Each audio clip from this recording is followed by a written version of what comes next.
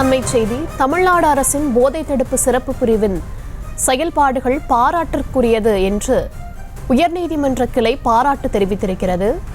தமிழக அரசுக்கு உயர்நீதிமன்ற கிளை பாராட்டு தெரிவித்திருக்கிறது. விவரங்களுடன் இணைக்கிறார் செய்தியாளர் நாகேந்திரன். விவரங்களை வழங்கலாம். வணக்கம் தர்ஷினி. தமிழ்நாடு அரசின் போதை தடுப்பு சிறப்பு பிரிவின் செயல்பாடுகள் பாராட்டத்தக்கது என உயர்நீதிமன்ற மதுரை கிளை பாராட்டு என்பதை தெரிவித்திருக்கிறது. போதை குற்றவாளிகளை கைது செய்வதோடு மட்டுமல்லாமல் குற்ற செயல்பாடுகளை கண்டுபிடித்து தண்டனை பெற்றுக் கொடுக்க வேண்டும் எனவும் நீதிபதிகள் இந்த வழக்கின் போது சில அந்த அறிவுறுத்தல்களை வழங்கியிருக்கின்றனர்.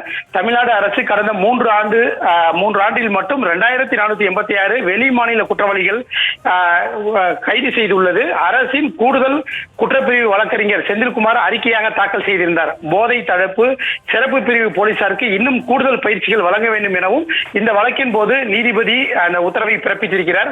கஞ்சா கடத்தி சிறையில் உள்ளவர்களின் ஜாமீன் மனுவை தள்ளுபடி செய்து உயர்நீதிமன்ற மதுரை கிளை உத்தரவு என்பதை பிறப்பித்திருக்கிறது.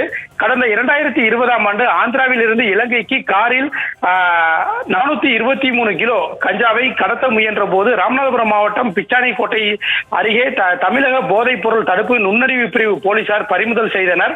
அதே போல சிவகங்கை போதைப் பொருள் தடுப்பு நுண்ணறிவு பிரிவு போலீசார் ஒரு காரில் 144 கிலோ கஞ்சாவை பறிமுதல் செய்தனர்.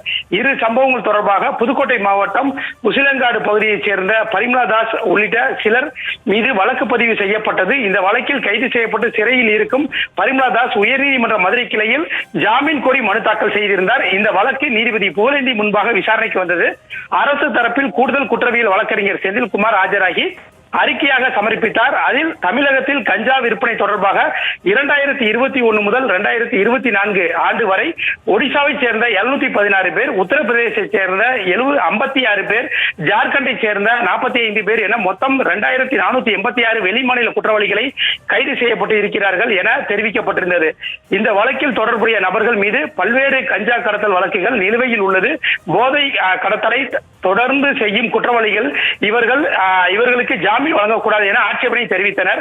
இதனை பதிவு செய்து கொண்ட நீதிபதி போதைப் பொருள் தடுப்பு சட்டத்தின் கீழ் பதிவாகும் குற்ற சமூகத்திற்கு எதிரான குற்றம் பார்க்க வேண்டும்.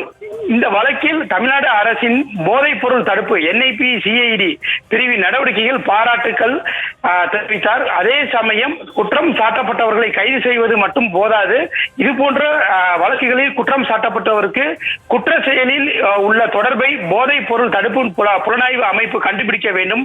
அப்போதுதான் இந்த வழக்கில் விசாரணை வெற்றி பெற முடியும். எனவே NIPCID-யின் விசாரணை அதிகாரிகள் உரிய பயிற்சி வழங்க வேண்டும். இந்த வழக்கை முழுமையாக கண்காணிக்க வேண்டும். போதை தடுப்பு பிரிவு கூடுதல் தலைமை ADGP இயக்குநருக்கு உத்தரவிட்டு இந்த ஜாமீன் மனுவை தள்ளுபடி செய்து உயர்நீதிமன்ற மதுரை கிளை நீதிபதி புகழேந்தி உத்தரவிட்டிருக்கின்றார். தர்ஷினி, செய்திகளை உடனுக்குடனும் துல்லியமாகவும் தெரிந்து கொள்ள சப்ஸ்கிரைப் பண்ணுங்க.